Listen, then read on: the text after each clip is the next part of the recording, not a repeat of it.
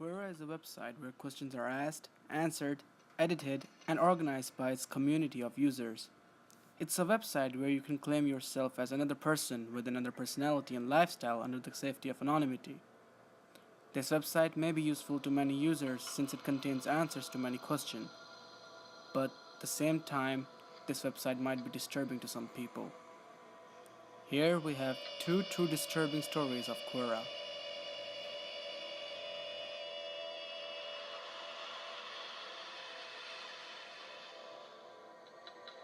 I'll never forget this experience of Quora. I am a 17 years old boy still studying in high school. I have been using Quora since a while now, cause this app helps me with my homework, and generally, it's also a great app for knowledge seekers. 2 weeks ago, I was using Quora on my phone, just reading random stuff for time pass. Now, every time you open Quora, this question always shows up saying, what is a secret which you would not tell anybody in real life, but would on Quora using anonymity? This question was answered by a 26 years old Indian girl who happened to live in US. We both live in same city, the New York City. Her answer to this question made me feel sorry for her. She claimed that her husband divorced her and left her alone with a 3 years old baby girl.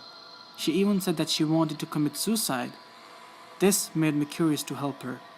I left my number in the comment sections and asked her to text me if she needs any help. I told myself to become her close friend since this was my first time helping a lady and keeping her good company. She texted me within minutes and said that I can come tonight. I told her I will make her feel better and she will surely realize that she's beautiful and special. At 11:30 I left to her house, which was just 20 minutes away. I also took my cat with me to keep her daughter in a good company too. I'm not gonna lie, but when I saw her house, I was really lost thinking why would someone so rich even try to think about committing suicide?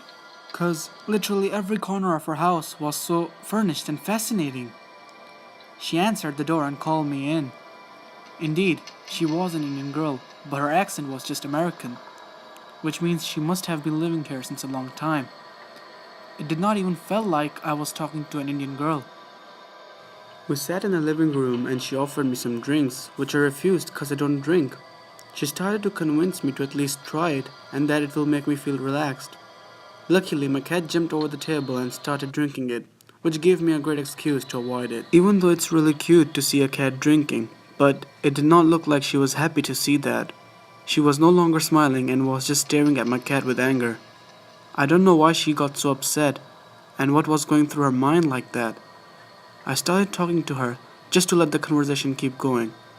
5 minutes later, I noticed that my cat wasn't being normal. She seemed drowsy.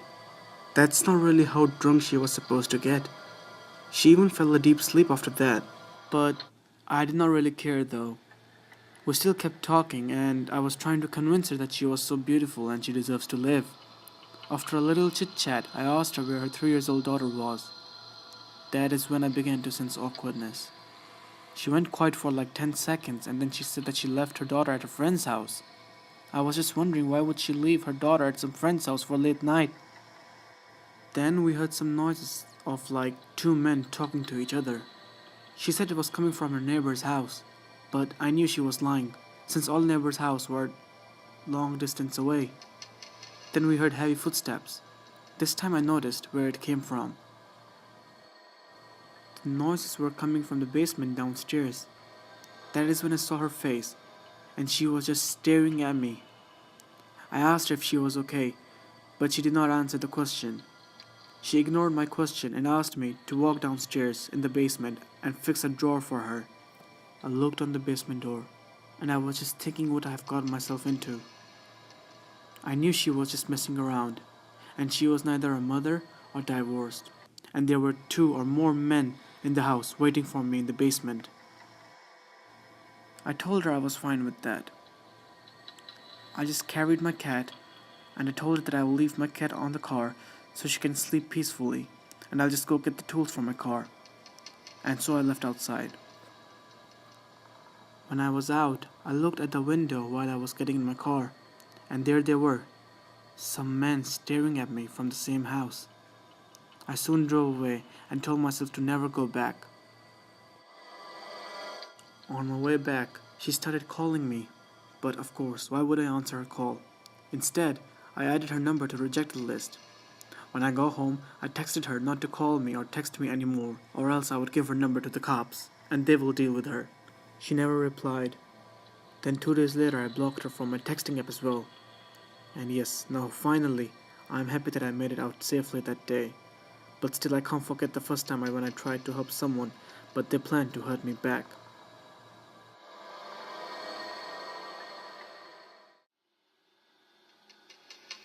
This happened a month ago when I was just reading random stuff on Quora. While I was reading, this question popped up saying, "What are the dirtiest secret that you haven't told anybody?" Now, this question was answered from an anonymous person, where she claimed to have sexual relations with her neighbor. It just got me annoyed since people answer such questions by copy pasting the pornography scripts. I commented on that post that this is just fake and to stop copy pasting porn scripts just to get some views and upvotes. Later that day, around 10 p.m. at night, I got a text message. It was sent from a 39-year-old lady. She claimed that she has been reading my answers on Quora and she was really fascinated by my knowledge. She said that she wants to be a friend of a young man who thinks so smart. I'm 21 years old by this time. I asked her where she got my number from. She said that she searched my Quora name on Facebook and found my profile, since my Facebook profile picture and Quora profile picture are just the same. She started going through my stuff and found my number on Facebook. Now I knew that with my number she also has my other information, like where I live, where I work, etc. I did not like this. I was angry and disgusted from her act. Still, I stayed calm and friendly, just to let the conversation keep going and figure out why she's doing all this. She sent me her photos and asked me if she looks pretty. She was a blonde girl from Texas. I told her that I have a girlfriend, but she just kept asking me for my answer. She started telling me that I was just being so negative, and after all, she just wanted to be a friend.